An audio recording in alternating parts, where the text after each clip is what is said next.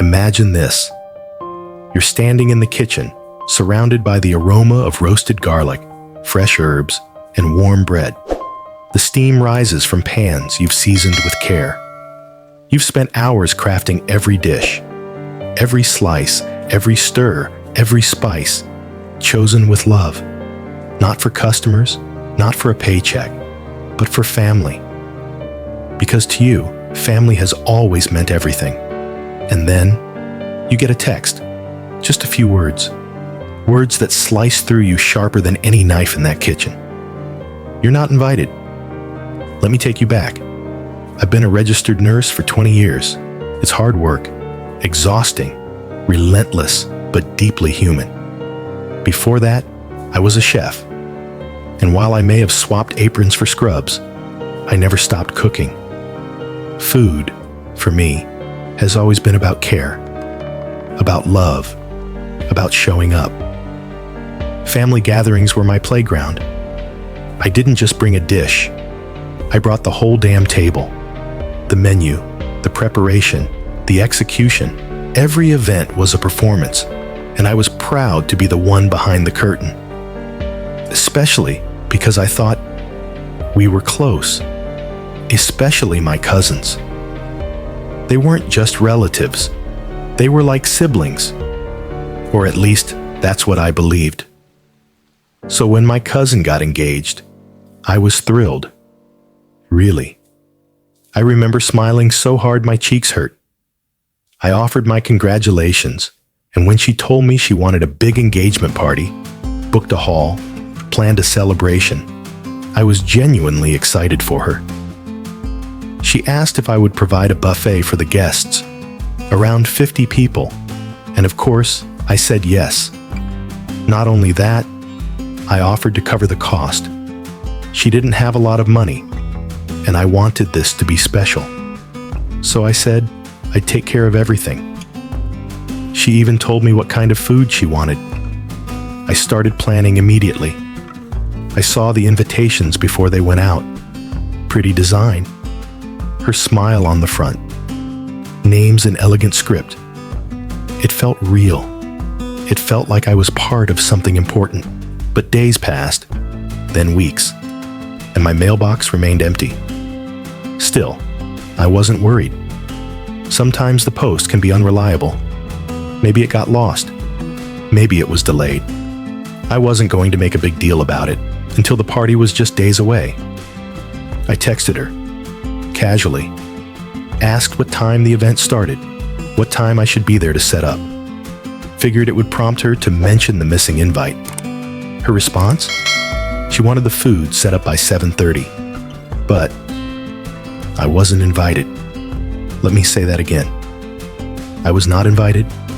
She explained, as if it made perfect sense, that the hall was small, that she had so many friends and close family attending that there just wasn't space. I was stunned. I reread the message over and over, trying to make it make sense. How could I be good enough to feed the entire party, but not good enough to be there? At first, I said nothing. I sat with it. I tried to convince myself not to overreact, but as the hours passed, that shock hardened into something else. Anger. Not just because I was excluded, but because I was used.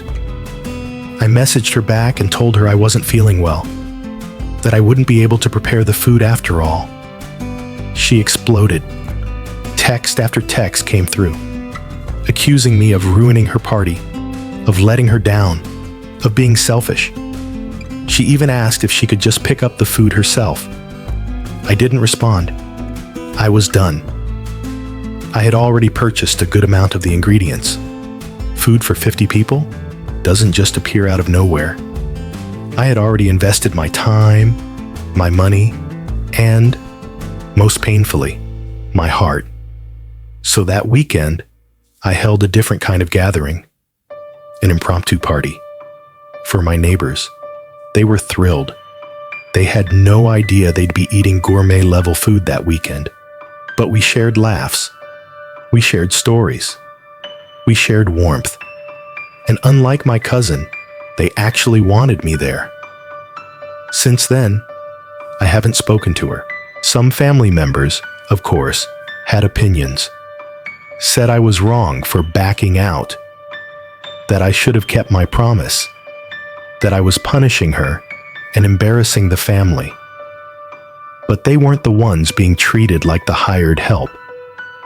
They weren't the ones asked to cook for free, pay for everything, and then wait outside while everyone else laughed inside. What no one seems to understand is this wasn't about the food. It was about dignity. It was about respect.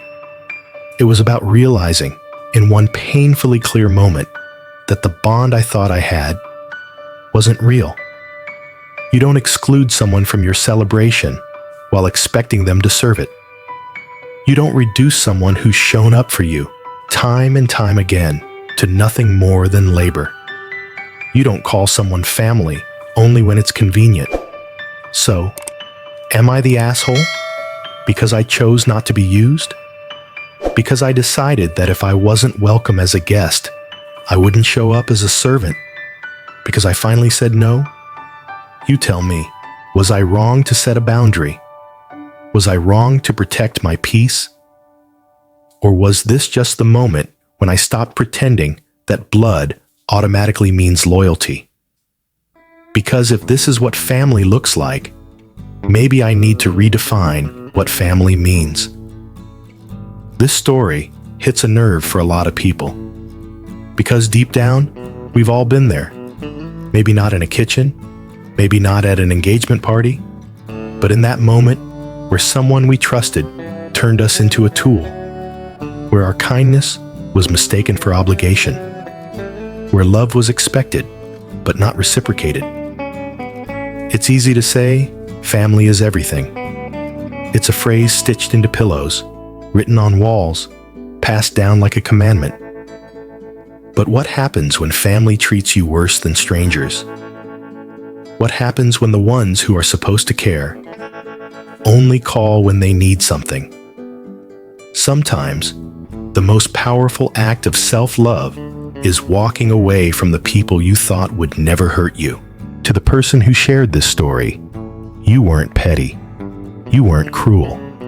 You drew a line, and you did it with grace. You fed your neighbors. You fed yourself. And maybe, just maybe, you finally stopped starving for validation from people who never saw your worth.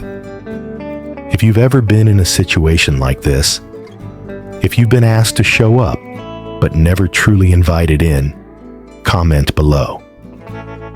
Tell us what family means to you, and if you've ever had to choose between keeping the peace and keeping your self-respect. I hope you chose yourself.